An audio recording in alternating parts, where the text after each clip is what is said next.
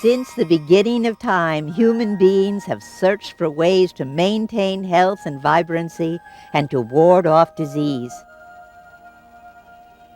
As we approach a new millennium, many people are finding themselves drawn back to ancient healing traditions.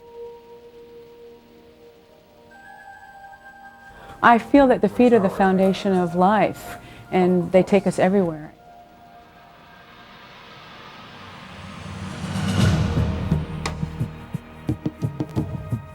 Looking at the foot, it gives a map of the whole body.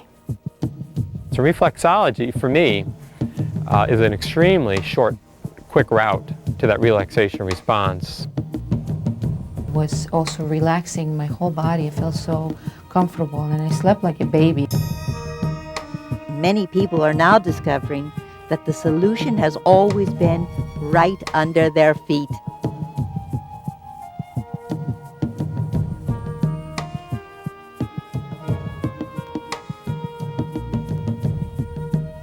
The beautiful island of Maui, Hawaii, world-renowned for its healing and restorative qualities, is the location for our journey into the timeless art of reflexology. In this program, we'll explore how a centuries-old healing tradition is being used today to balance and harmonize our bodies, to reduce stress and create physical well-being. Anyone at all is capable of doing this, and the nice part about reflexology is it feels so good. I have a girlfriend of mine that I sent her to my foot reflexologist. She told her she was pregnant before she even knew. One day I came in with horrible menstrual cramps, and she started working, and all of a sudden it was as if floodgates opened up. And I said, "Were you just, and she said, "Yeah, that's where I was." She said, "This is just too amazing." It's a very, very good way to stay in tune with your body, to know what problems you might be having that need to be looked at, and also to relieve a lot of stress and tension and just make you feel better generally. I feel much better. If you'd seen me 6 months ago, you would know that you could see the difference. In fact, the first day when she touched various places on my feet, one place I said, "Oh, that hurts." And she said, "That's your thyroid." And of course I have thyroid disease, so I thought that was pretty interesting. It helped me where nothing else did. And I was very aggressive in trying to find things that would work and very persistent, and this is finally the thing I believe that really turned me around. And I am continuing to have reflexology, and it will always be a part of my life. It's one small step for man, one giant leap for mankind. In a lifetime, the average person walks to the moon and back. Where would we be without our feet? We run, jump, saunter, stroll, tiptoe, sprint, and shuffle. We march, bounce, hike, hop, leap, and tread ever so softly. We don't go anywhere without our feet. We can set off on the wrong foot, step on each other's toes, put our foot in our mouth, get our foot in the door, put our feet up, walk in someone's footsteps, put our foot down, get our feet wet, have one foot in the grave, and still land on our feet, all the while remaining footloose and fancy-free. We can do all this, and yet how often do we truly acknowledge our feet? They play an enormous role in our health and well-being. Our feet contain 52 bones. That's over 1/4 of the bones in our body. In a typical day, each of us takes 7,000 steps, which adds up to about 7 miles a day. And those 7,000 steps shouldn't be taken lightly. Every step we take subjects each foot to about 130% of our entire body weight. In one day, our feet lift and carry a total of at least 10 cars of coal. Maybe we should put our feet up more often, or maybe we should just thank them. Thank you, feet.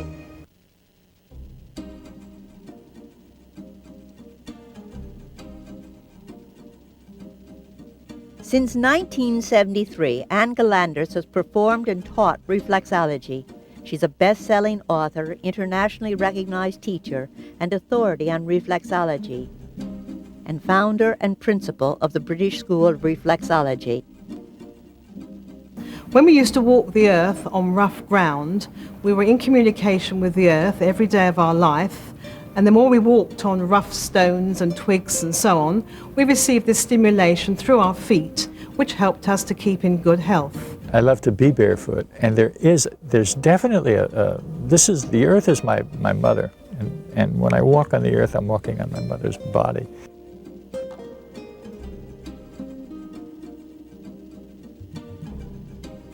The foot was not designed to walk on a hard, unyielding surface. The feet were designed to walk on conforming surfaces so that every time your foot would hit the ground, something would come up and fill in. That is, the ground would come and fill in all the concavities on the bottom of the foot. Like if you're walking in sand or earth, you're getting stimulation to the various areas of the bottom of the foot, which you don't get when you're encased in shoes. Nowadays, going barefoot is not always an option. However, reflexology provides even more stimulating and thorough health benefits. So what is reflexology? Reflexology is a science that deals with the principle that there are reflexes in the feet that connect to each and every organ, gland, function and part of the human body. It works on the nervous system, on the central nervous system, which, as you know, is the brain and spinal cord. It has a profound effect on that area from which stress emanates.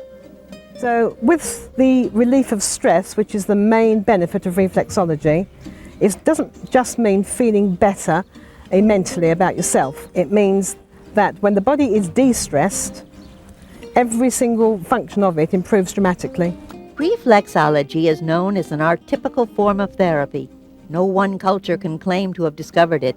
Since the beginning of time, people around the world have believed that touching specific points on the feet replenishes the entire body.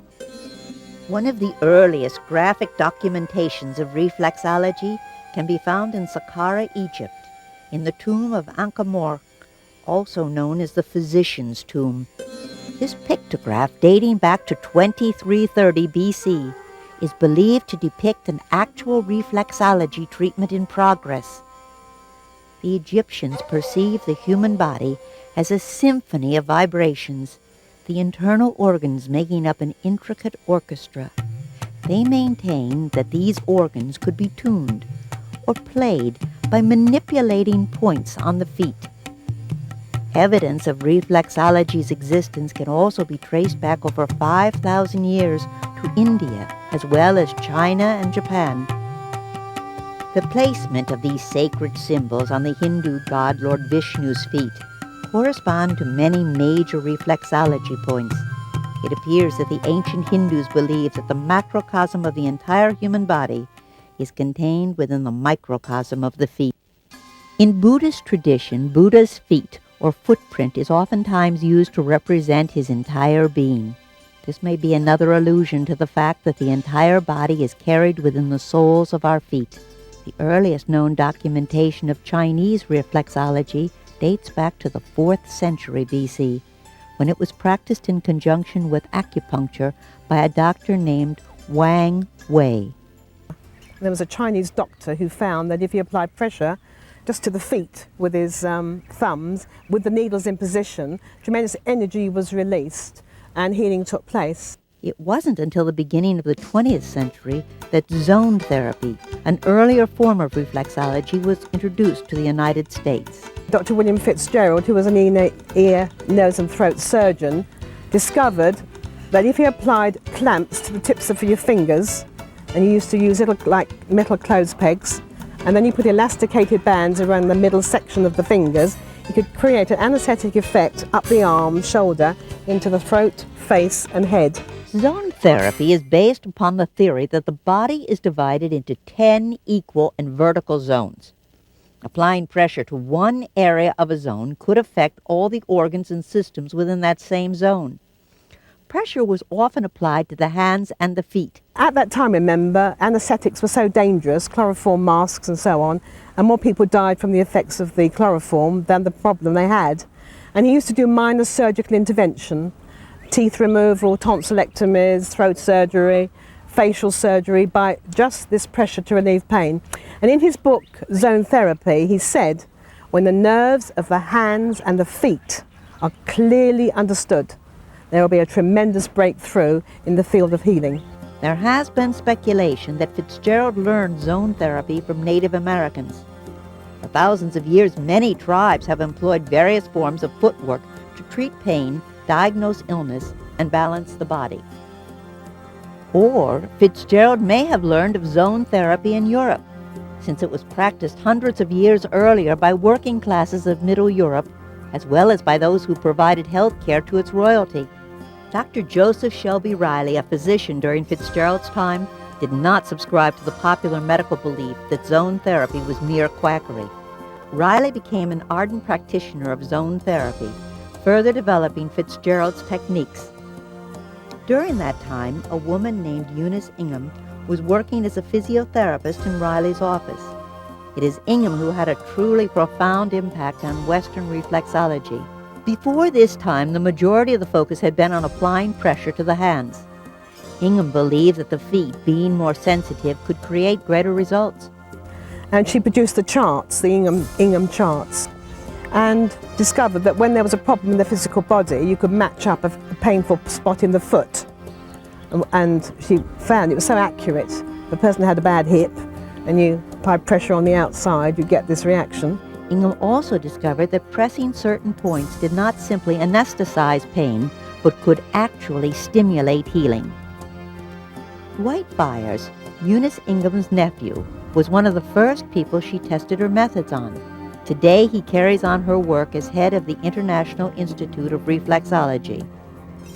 During the early 1970s, Anne Galander studied with Dwight Byers in England. Today, she is one of the world's foremost authorities and teachers of reflexology.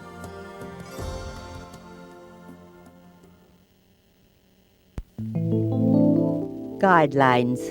Relaxation techniques. In order to make it easy to understand reflexology and to make it easier to give a treatment session, it's important to understand the guidelines of the feet, which identify and isolate specific parts of the physical body. The guidelines are divided into 4 major and 1 minor part. I'm going to show you on the feet how we isolate and identify these special areas. To start with, we have the first major guideline of the foot, which is the diaphragm line, and that's identified by observing the darker colour tinge of the skin above that line to the flesh below, and at that level we draw our guideline across. That's the diaphragm line. It also represents the base of the lung and is a very good area to work in any case when you are trying to relax the lung function. The next major guideline is the waistline, and that's determined by running your index finger along the outside edge of the foot until you find this little bony protrusion called the 5th metatarsal notch. Now, if you're a long-waisted person, this bone will be lower. If you're a short-waisted person, it will be higher. It just goes to show how very individual everybody's feet is. And we then draw our guideline of the waistline across that level there. The next guideline is the pelvic line, and it's found by feeling both your ankle bones and drawing the line together and running a line across the very base of the heel. That is called the pelvic line. The next guideline is the ligament line, the plantar ligament line, and if you retract your big toe and run your thumb down, you can feel this very tight, taut, elastic-like sensation. And on that line, we draw our dotted line to identify the ligament line. The 5th minor guideline is the shoulder line, and that's identified by coming just a ½ an inch below the toe areas and drawing your dotted line across this space. All the reflex points in the body are found above or below or on the inside or outside of those major guidelines. Before you commence giving a treatment to your friends or loved ones, make sure that they're in a very relaxed reclining position. As we see here, this is the ideal situation to give a treatment. It's very good and essential to apply a little light talcum powder to your hands and the soles of the feet of the person you're about to make contact with to make your job much easier. I'm going to teach you now some nice relaxation exercises to get you used to handling people's feet. And the first one we call relaxation exercise, side to side. And by cradling the 2 hands either side of the feet, we give a nice moving effect And if you're doing it right, your foot should flap from side to side. Do exactly the same technique to the left foot. And it will loosen up a stiff foot and make it much easier to start working upon. The second relaxation technique we're going to use is the diaphragm relaxation. We're going to put our thumb just below the toe bones, as we see here, and we're going to pull the pressure of the toes over onto our thumb. We're contacting the base of the lung here, and the benefit of this is that it does slow down the respiratory rate and put the body into a nice, fine, sleeping mode. So don't be surprised if your patient very quickly nods off to sleep. So we work from the inside to the outside of the foot and then return. The next exercise is called metatarsal kneading, and making a fist from the sole of the foot and placing our hands on the upper part, we push in and retract back. It's very much like kneading bread. It's a very special one, a favourite, metatarsal kneading. Then we're going to do a nice exercise to loosen up stiff ankles. This is really good for elderly people who perhaps have arthritic constriction, and it helps improve the mobility of their feet.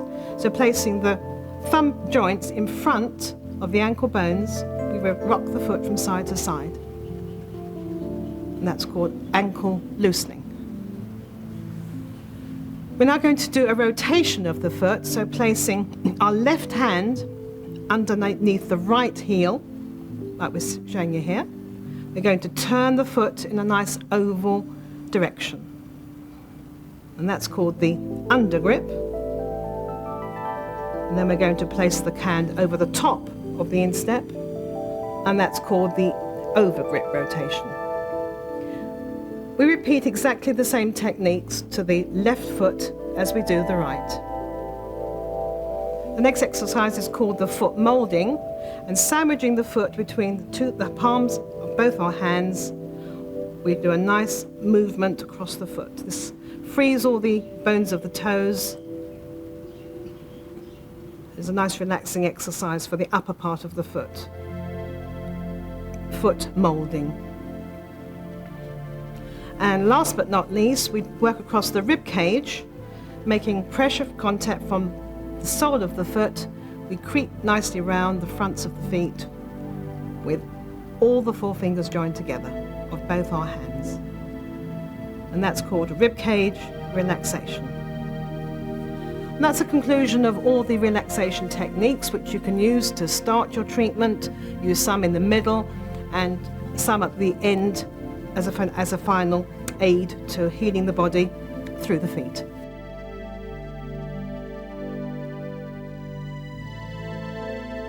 The body is comprised of 10 major systems, and they can all be found on the soles of the feet.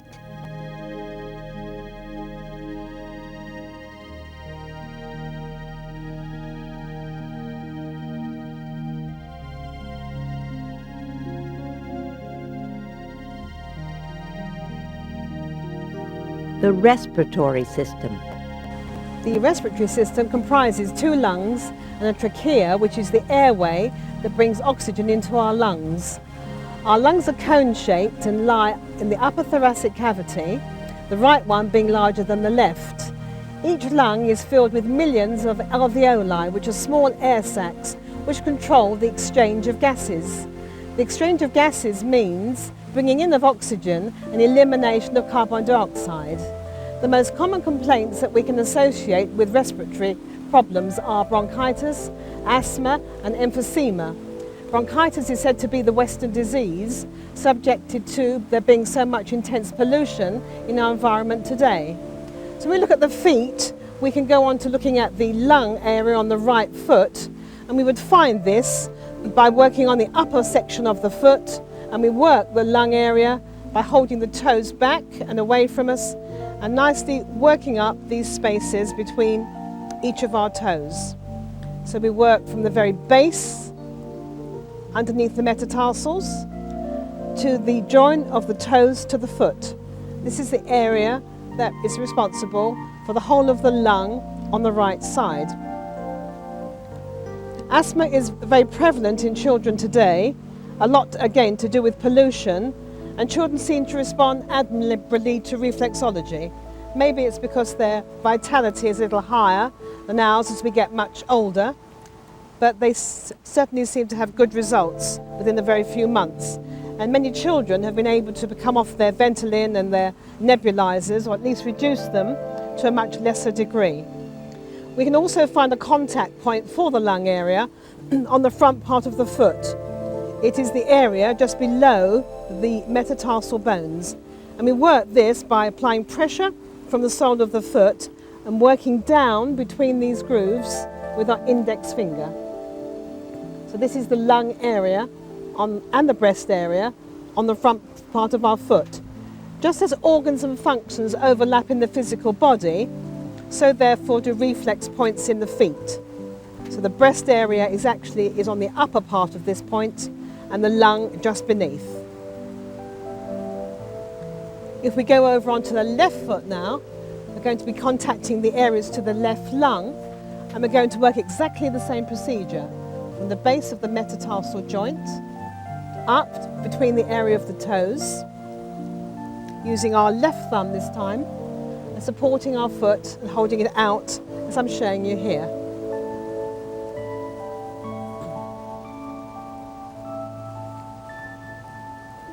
Again, from the base to the top, base to the top, and returning and changing to our right thumb and going back over the same reflex points to give extra stimulation, extra work.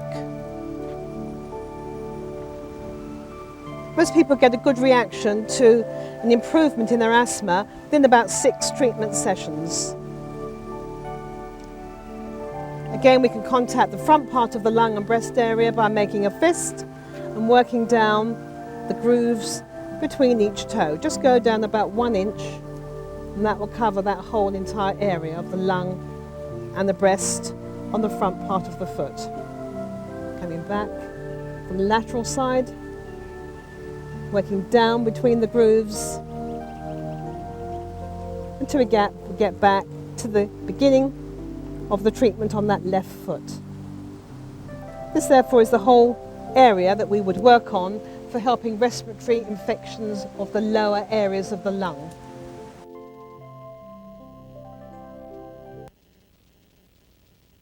Presidential reflexology. Following an assassination attempt, President Garfield, America's 20th president, suffered from extreme long-term pain. When all other remedies failed, he was able to alleviate his pain through intensive foot massage.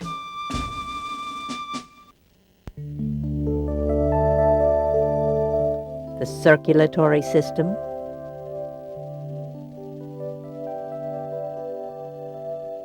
The heart is a muscular pump which deals with the propulsion of oxygenated blood through our entire body.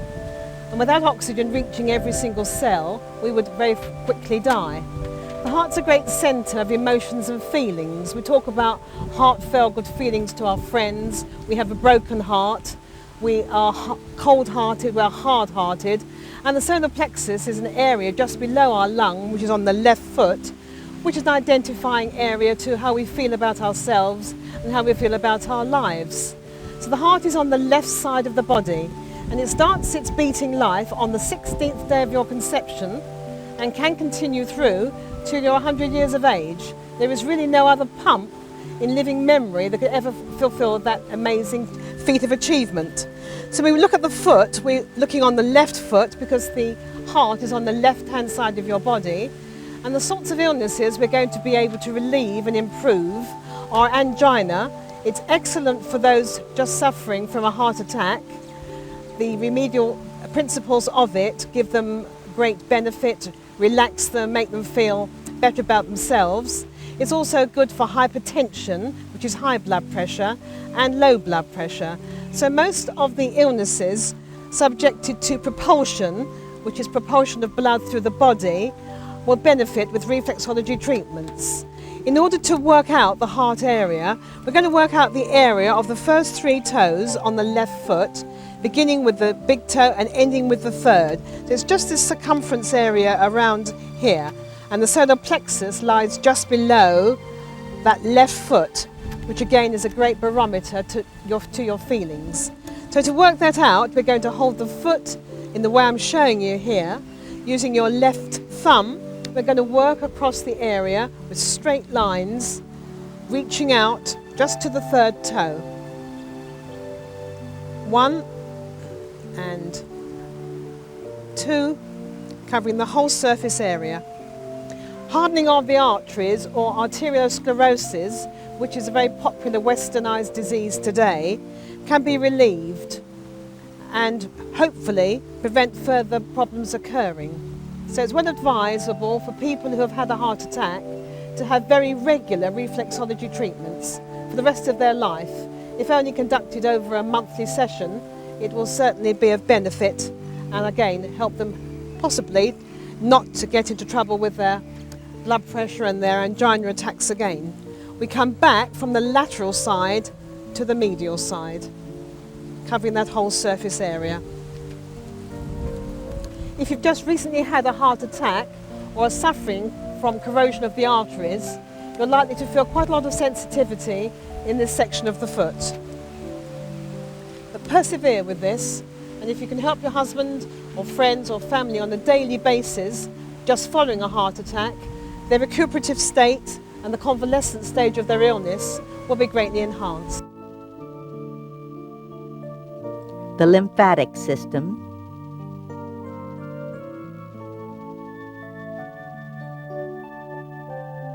Your lymphatic system is a system of immunity, and throughout the main prime areas of the body, which is the neck, the armpits, the breast, the intestines and the groins, we have small nodes called lymph nodes. These little nodes contain lymphatic fluid, which is still a part of your circulatory system. And rather than being propelled by the pumping of the heart, it's propelled by movement, by gravity.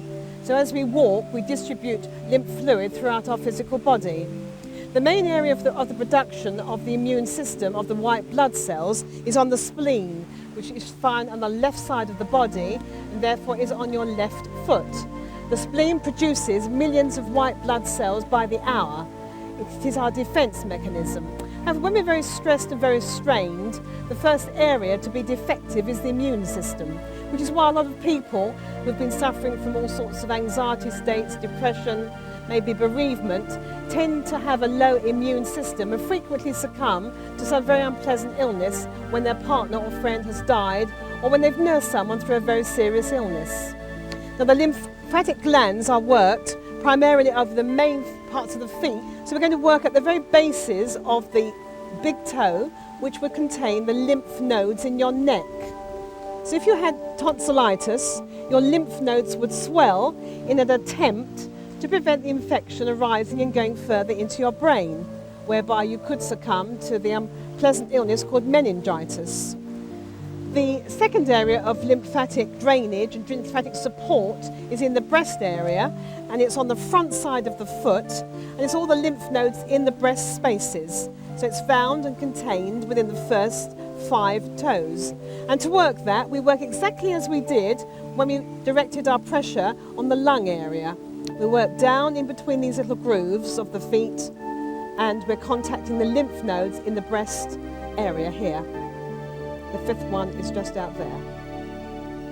Again, the lymphatic glands in the spleen will be found on the left foot because your spleen lies on the left-hand side of your body.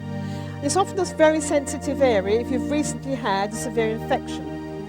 But to help the immune system and get it to work more efficiently, we can work out this area from the lateral side, working right out to the side of the foot.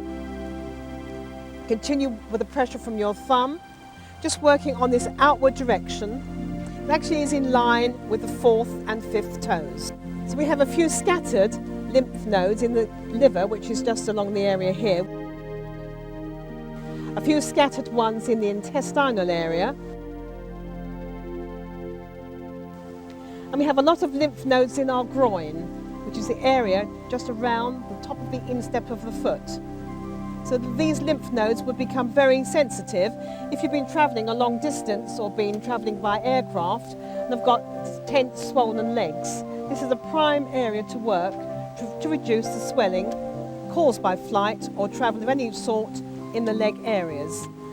Working out this area 3 or 4 times will very quickly reduce the lymphatic pressure which is built up. And the same applies exactly on the left foot. We have lymph nodes, again, a few in the intestine, which is across this area here. And also on the left foot, containing the areas to the left leg. If you had swollen feet or legs because of travel or an illness, you would work upon this area here to reduce the fluid retention in your leg and foot areas. Continue working this space 5 or 6 times to get the maximum improvement. And a nice little rotation will take the pressure out of the legs when fluid has been built up there for some hours, and very quickly you'll see the legs return to their normal shape and size. The history of shoes. Throughout history, shoe styles have varied tremendously, as this collection from the Shoe Museum at the Pennsylvania College of Podiatric Medicine demonstrates. The first universal foot measurement was created in 1320 by King Edward II of England, when he arbitrarily decided that a unit of measure would be a foot. His foot. It wasn't until the time of the Civil War that shoe history took another great leap forward, when shoe manufacturers began making left and right shoes, rather than identical pairs. The digestive system.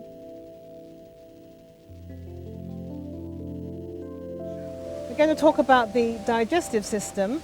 The main organ, the greatest function of that would be the liver, which is the largest organ of digestion, found on the right foot. And the main principle it has is to detoxify the waste from the body. It also produces and stores vitamins and controls the heat level. We have the intestinal area on the right foot too, starting with the ascending and the transverse colon. And going over onto the left foot, we find the stomach and the pancreas. Now the stomach is a reservoir for food. It has a lot of initiating substances such as hydrochloric acid, and they neutralize the foodstuffs and distribute them throughout the body. We also have the transverse colon on the left, the descending, the sigmoid and the external bowel. So the intestinal area is really involved with the absorption and elimination of food.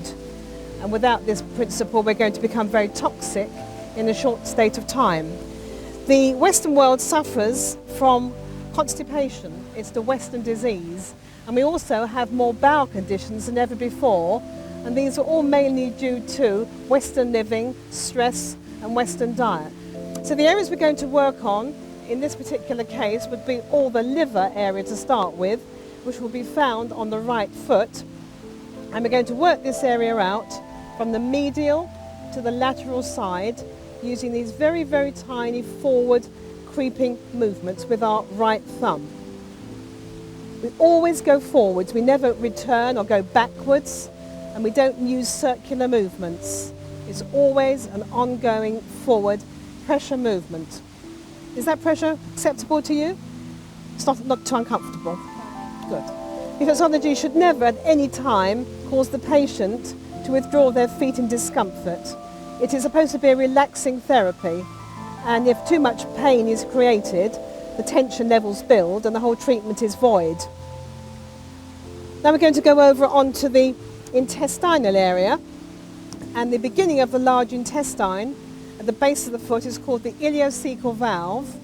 We do a nice hooking out technique to this one, and that's a very good area to help chronic constipation and also any mucus accumulation, which sometimes happens in the bowel following an infection. Then we're going to work the whole of the transverse colon, which is across the midline of the foot, from medial to lateral, going right out to the outside edge, keeping your lines nice and straight and descending right down into the very base of the heel. Reflexology is excellent for all bowel conditions. Irritable bowel syndrome, constipation, Crohn's disease, to name but a few. So we're going to change our thumb now and support the foot with the right hand, and we're going to use our left thumb and work from the lateral edge back to the medial side. This is again all the large and all the small intestine. Now the small intestine is the area in the body that absorbs the nutrients from our foods and processes them back into our bloodstream. So the large bowel is the eliminating feature and the small bowel is the absorbency part. These feet are nice and mobile and there doesn't seem to be any major sensitive spots, so I would think that Jennifer's health at this time is very good. Then we're going to go over to the left foot and repeat a very similar process here. We're going to be working on the area from the midfoot to just below the metatarsal bones again. And this time the left foot represents the stomach and the spleen, because your stomach and spleen are on the left side of your body, so like for like. So we're going to start working with our left thumb, holding the foot in a nice outward direction and working from the medial to the lateral side again with these very fine, small, creeping movements. The stomach reaches right high up into the toes, the bone space just below the toes there. And we're going to return and do exactly the same procedure, working from the lateral edge, coming back to the medial side. From right to left and then left to right. To contact the corresponding part of the transverse colon, which is the large bowel, we're going to have a heel support with our right hand. We're going to use our left thumb and we're going to work from the medial to the lateral side. So we'll contact the major large bowel, the descending part of the colon, and that is the part of the bowel that normally gives rise to constipation and irritable bowel syndrome. It's far more common to get more inflammation on the left side because of the deep curves of the bowel than on the right. So we're continuing working all the way down to the very base of the heel. Is that all right for you? Not too many? No disaster areas either. Very good. The increase of all bowel disease today is diet related. So watch what we eat. Lateral to medial, now coming back, using our right thumb this time. Nice forward creeping, stepping movement, covering every little tiny part of this foot, because that one spot you may leave out may be the very part that needs working upon. And then the treatment becomes non-effective. The psychology of feet, bearing our souls.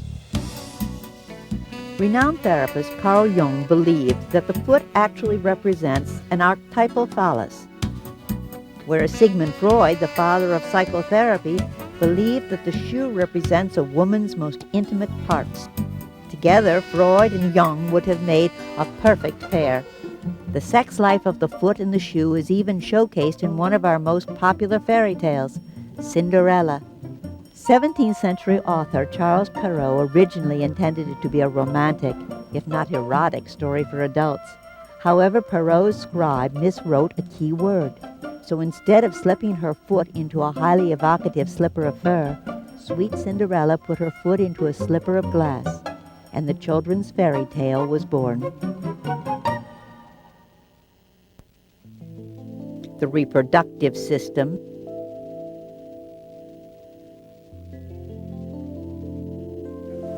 The reproductive system comprises the uterus, 2 ovaries and 2 fallopian tubes in the female, and the prostate, vas deferens, and testicle in the male.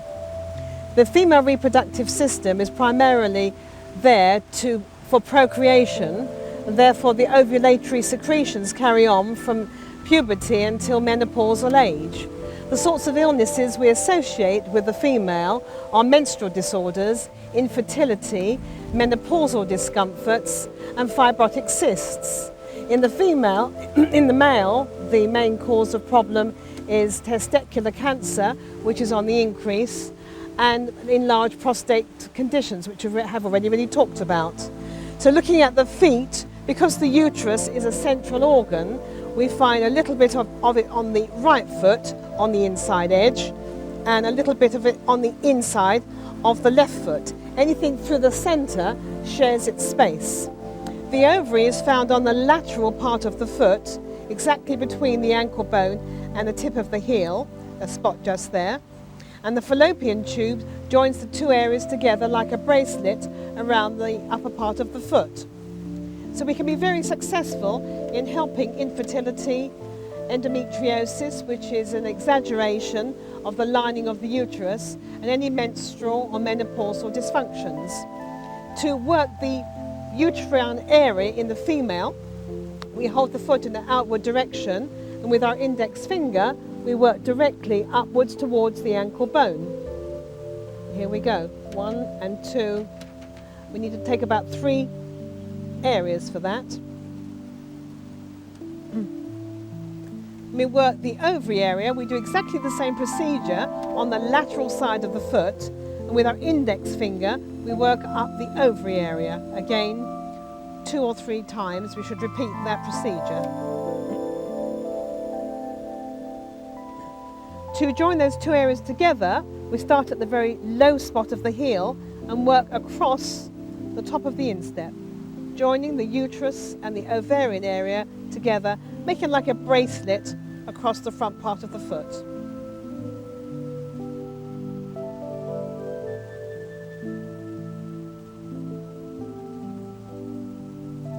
To repeat that, we're going to work on the left foot once again.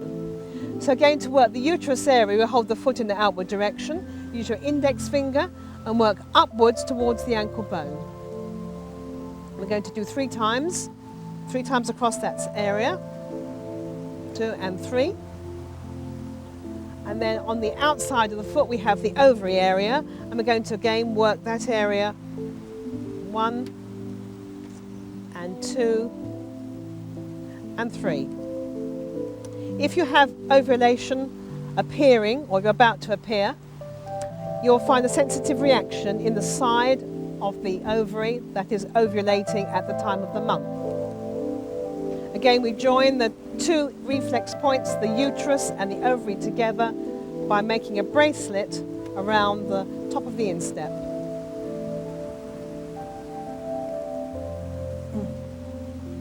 Many people have found that reflexology has in some way regulated their hormonal functions, and they have produced a baby, many whom have been childless for many years.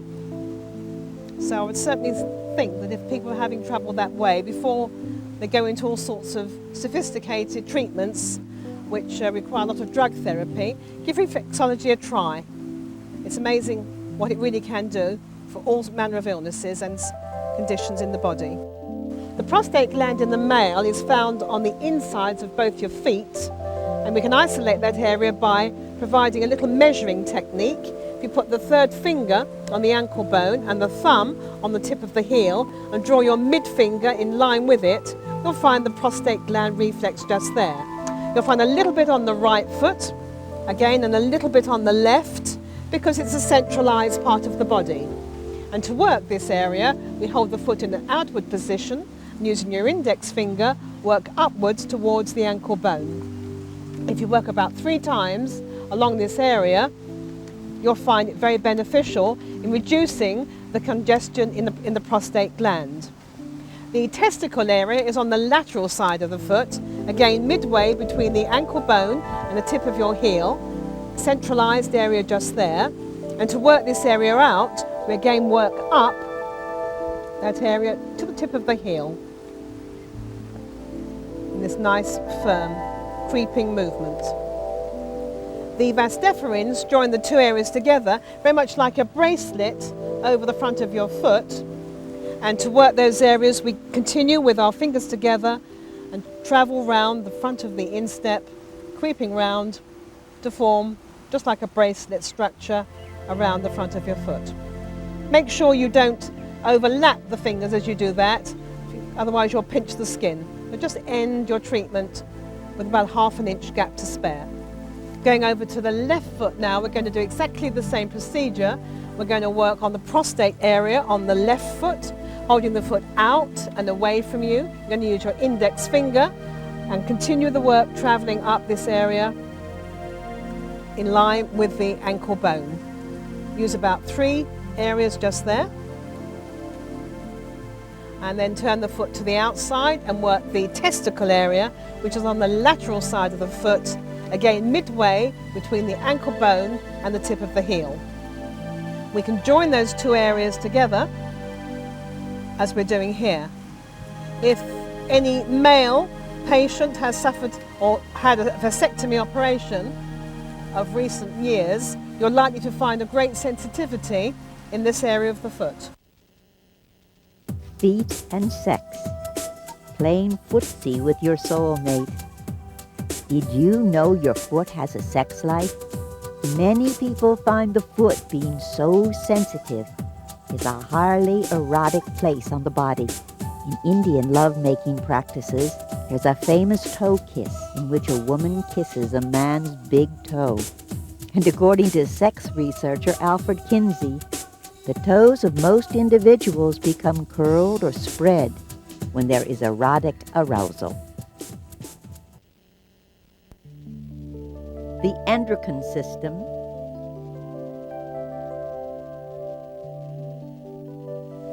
The endocrine system is a system of glandular secretions, chemical messengers they are, and they're conveyed from the master gland in the brain called the pituitary.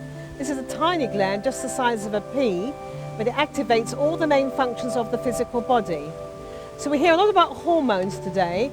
We hear about terrible problems with teenagers who are having hormonal growth spurts, which cause all sorts of dysfunction in families. Then we have the hormonal imbalances in our menstrual years, which give rise to all sorts of concerns there. And then towards the latter part, we have more problems with hormones when we reach the menopause. So reflexology does a great job in balancing the hormonal outputs of the body. So therefore, whether you're treating teenagers, menstruating females, or people in their later years who are at the end of the reproductive cycle, you can still gain great benefits from this. So the pituitary in the brain is found on the side of the big toe. We have a little bit on the right big toe and a little bit on the left. And that is the main prime target area that we should work upon frequently when we're trying to regulate hormonal functioning. The thyroid gland is the next gland, which is in the base of your neck. And we all know about those lucky people who can eat just whatever they like and remain rakishly thin, and the other sorts who have to eat very little without gaining monstrous amounts of weight. And that is due to the metabolic rate, which is indicated here in the thyroid activity. So if yours is overactive, you will be the lucky one, and if it's underactive, you'll be struggling, constantly being on diets. And the thyroid gland is found on the base of the first 3 toes, at the back and at the front. The next main interesting gland is called the adrenal gland, and that really is the flee and fight reactive gland. The ovary, which was on the lateral side of the foot, we've already talked about and worked upon, and that is the youth gland, or so they say, which produces estrogen and testosterone and is supposed to keep us young forever. So during our menstruating years, we're far less prone to all sorts of circulatory illness because estrogen keeps the arteries healthy, gives a gloss to our skin and our hair, and keeps us predominantly in good health. So therefore, after our menopausal years, when our ovaries are no longer functioning, we're much more prone to coronary artery disease and strokes. And the statistics say that we gain the same level as the male does once we get over 50. So to help these areas, these target areas for the hormonal reproductive areas and balancing our hormonal systems, we need to work first the pituitary gland. So we need to make a fine movement up the inside edge of the foot. Remember, the pituitary gland is behind your nose. So that nostril point that we worked on earlier in this video, we're going to repeat that once again, remembering that as organs and functions in the body overlap each other, so do reflex points in the foot. So we can work 7 or 8 times up this area of the right side of the pituitary. And then we go over onto the left foot. We're going to work very slowly and carefully over the pituitary area on our left side. When we go to the thyroid gland, we're going to work it at the base of the first 3 toes, which is the thyroid and the neck area. Again, a dual area. We're going to work the first 3 toes to try and normalize or stimulate, where necessary, that function of the thyroid gland.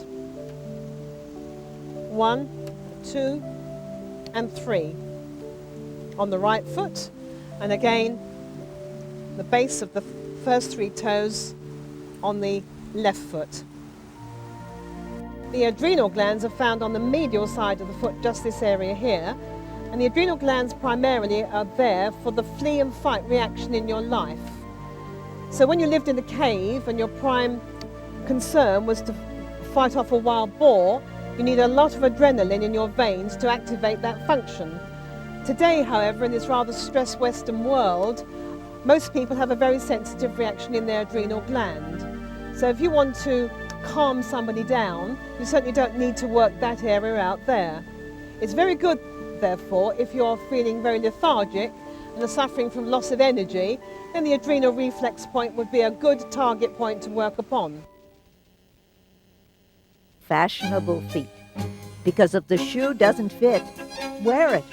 80% of all Americans and Europeans suffer from foot defects caused by wearing shoes. And the majority of those suffering are women. Women have one inventive female to thank for this, Catherine de' Medici. When this 16th century daughter of a Florentine family moved to France to wed Henry II, she brought several pairs of shoes, specially designed to make her taller. Her high heels became an instant sensation. Women began wearing heels so high that they had to use walking staffs and be carried up and down stairs. And despite high heels' very obvious detriments, they remain extremely popular to this day.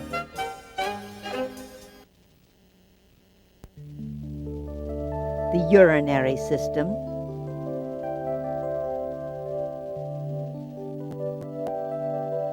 The urinary system comprises 2 kidneys, 2 ureter tubes and 1 bladder, and a urethra, which is the exit. And the kidneys are there to detoxify and purify the blood. Without their prime function, you will become uremic, severely poisoned within a few hours. The main conditions that we can help with reflexology are cystitis in the female, which is an inflammation of the bladder, nephritis, which is an inflammation of the kidneys, prostate enlargement in the male, which has great benefits. We've also been able to give good results with people suffering from kidney stones. So when we look at the foot and the reaction to the feet and the matching of the body, because the bladder is in the central line of the body, the central dividing line, we find that the reflex points to that on the inside of both feet. So we have half the reflex to the bladder on the right and the other half on the left. So in order to start working on this, we work in line with the ankle bone, this puffy area here, just work up and around that section, work up the ureter tube, which is on the medial side, just behind the spinal area. We cross over and work up towards the kidney space there. Work out the area 2 or 3 times. As the kidney function is normally very sensitive in most people, and that in turn is really due to a lot of caffeine in the diet, alcohol and various additives in our foodstuffs today, the kidney reflexes are normally quite sensitive in most people. And so in order to work that out effectively and cause as little sensitivity to the patient as possible, we do a nice firm rotation. So applying the pressure with the thumb on the point, we turn the foot inwards, and that works the kidney out, but is much more comfortable to the patient concerned. We repeat the same procedure going over to the left foot, where we have the second half of the bladder reflex, which is just here. And we're going to work up again the ureter tube, cross over into the kidney space, work 2 or 3 times over that kidney area. And again, firm pressure on the point and nicely turn the foot in an inward direction. It's quite an easy way to work this particular section of the body and very beneficial for elimination purposes as well. The prostate in the male is on the inside edge of both feet. It's just there. And a lot of males at the age of 40 or just above get enlarged prostate conditions. It's very common. This will give them retention of urine or frequency of urinating, particularly at night. And we have found during our treatment sessions that frequent working on this particular area can relieve the stress of this condition. In fact, many patients who've been booked for surgery have never had to have it. The way in which you find this particular point is exactly midway between the ankle bone and the tip of the heel. If you draw your mid finger in line with it, it's exactly in that space, centralized. So we have the finger on the ankle bone and the tip of the heel, draw the mid finger in line, and the prostate gland is found just there. And a nice way of working that is to put the finger on that space and turn in the direction, an inward direction of the foot. And that again works the prostate area. We repeat exactly the same performance to the prostate gland on the inside of the right foot. Again, by putting our mid finger to isolate the point, and underneath the heel, support, put the mid finger on the point and nicely rotate the foot, retaining the pressure of that point with your finger.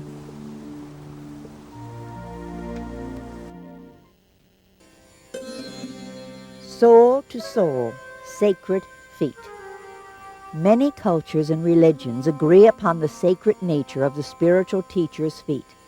It is the feet of the spiritual teacher, be it a saint, a particular god, goddess, or prophet, which are singled out and revered more than any other part of the body.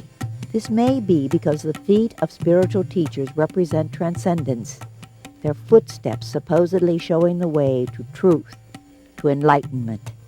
According to Buddhist tradition, when Buddha was first born, he was able to walk instantly, lotuses appearing under his feet. Both Hindus and Buddhists believe that lotuses oftentimes represent energy centers or chakras, which run throughout our bodies, connecting us to one another, to the entire universe. It is believed that the chakras located on the soles of the feet connect us with the energy of the earth.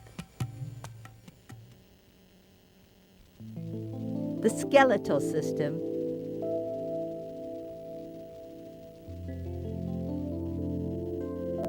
The skeletal system comprises the bony structures of the body, and it's a system of levers, long bones and vertebrae.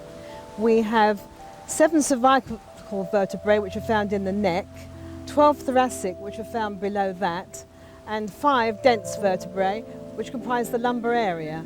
We also have a very base bone called the coccyx, and this little bone was reliable when we had a tail and walked on all fours. Today, because we're upright and walk on 2, the little bone at the base there is becoming lesser and more fragile. There are lots of associated back conditions which reflexology can do quite amazing results with. I would think the most common condition is sciatica, which is normally caused by a lumbar strain or degeneration of the bones in the lumbar vertebrae.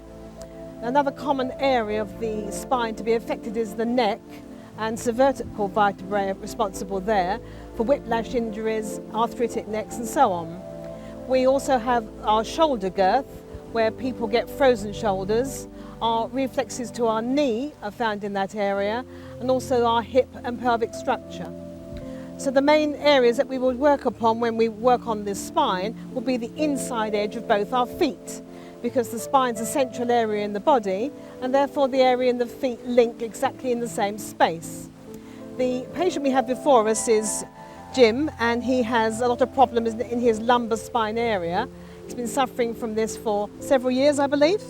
And when we work upon his feet, the main areas we would concentrate on would be the low part of the spine. So we will start working on the feet by first of all loosening up the very base of the spine, which is called the coccyx area. Holding the foot outward, we use all 4 fingers around the inside edge of the foot. This loosens up the area to the coccyx. For hip and pelvic conditions, we work on the lateral, which is the outside edge of the foot.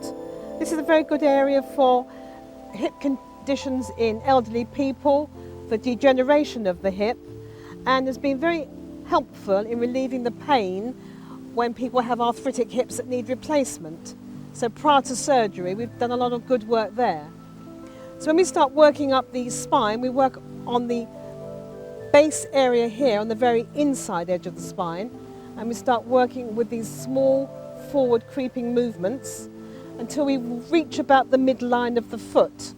And at that point, we bring our fingers over on the instep and we continue working up the spine, like we are doing here with these very fine forward creeping movements.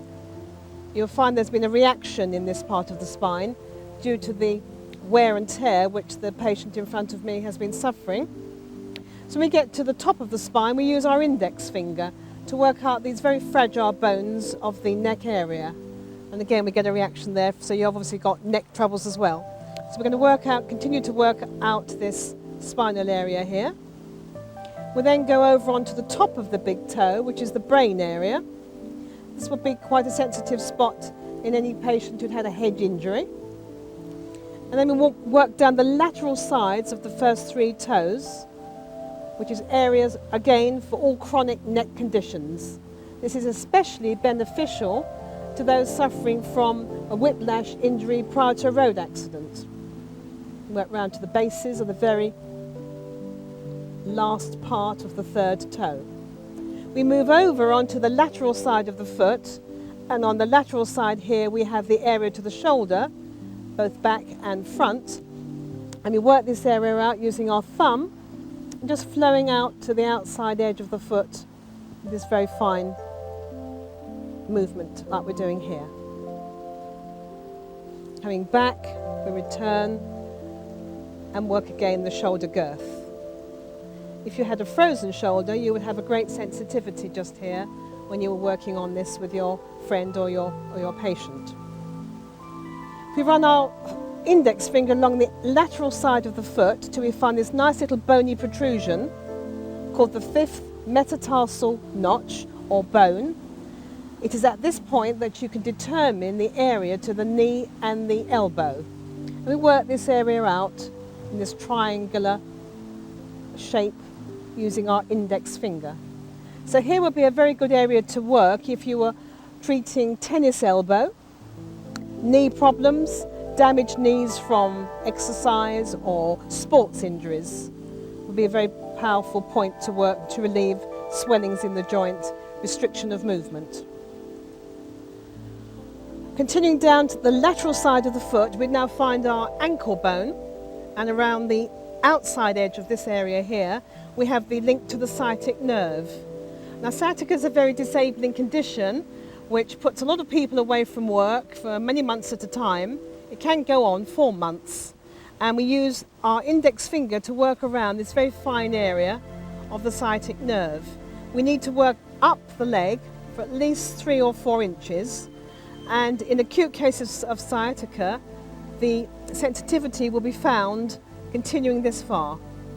So we need a nice fine movement along here. So this is the sciatic nerve that descends from the hip down the sides of the leg. And the secondary sciatic point is the area in the buttock, which people suffering from sciatica will know that when you have sciatica, it stretches across the buttock in a spasm and also down the leg. So this area at the very base of the heel is the area for the tension in the buttock area here, and we're going to work along this point with our thumb like we're doing here 2 or 3 times.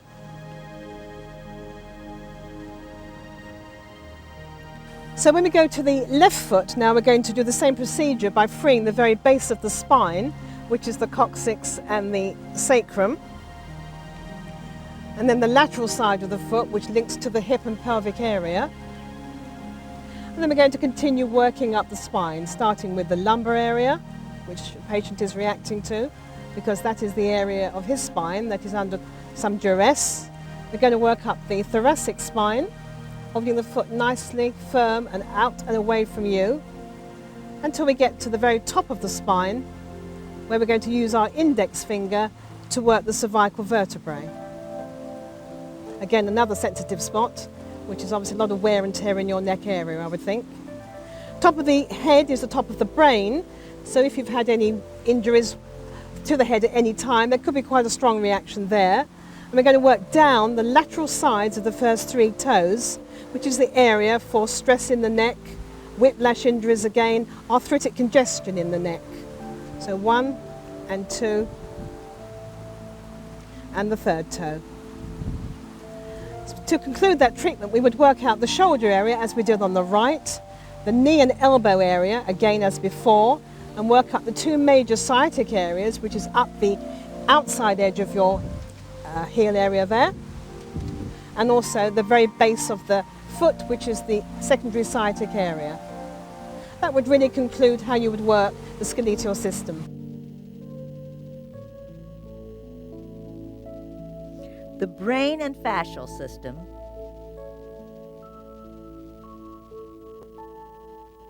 The brain is really like an enormous computer.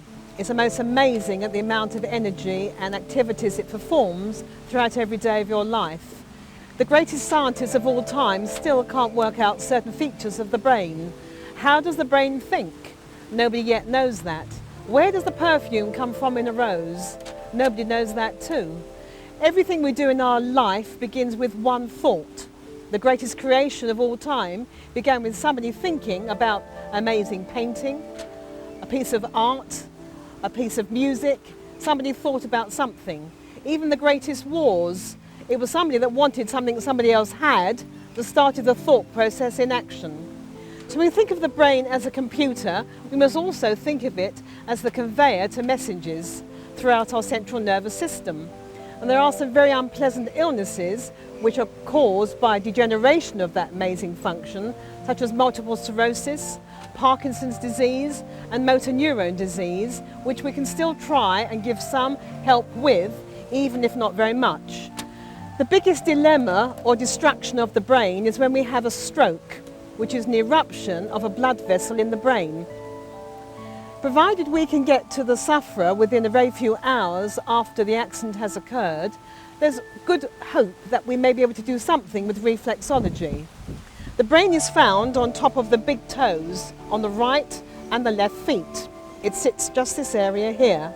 And the central nervous system is the spinal cord, which conveys its message from the brain right down to the lumbar spine.